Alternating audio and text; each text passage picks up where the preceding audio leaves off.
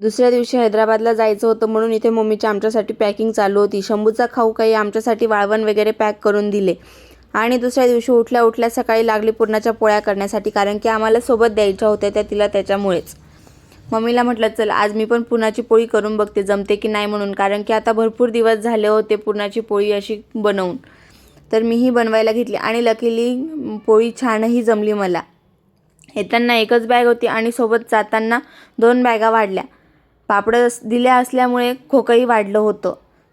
ऊन होण्याच्या आधीच आम्ही रिटर्न चाळीसगावला आलो आणि शंभूला तर शंभूच्या आतूने गिफ्ट घेतलं होतं, तेच अनबॉक्स करायचं घाई झालेली होती. आल्या आल्या ते अनबॉक्स केलं आणि आता तर काय आमच्या घरात बँड पार्टी झाल्याशिवाय राहतच नाही. शंभू तर लगेच गाणंही वाजवायला लागला होता. ते वाजवत वाजवत आमचा ट्रेनचा टाईमही होऊन गेला होता आणि आम्ही आलो स्टेशनवरती शंभूला सोडण्यासाठी. तर त्याचे दोघंही आजी बाबा आलेलेच होते, कारण की त्यांना शंभूला सोडावंसंच वाटत नाही, पण काय करणार, सोडावे तर लागतंच. आणि स्टेशनवरती ट्रेनमध्ये बसल्या बसल्या शंभू झोपी गेला होता. तर चला बाय.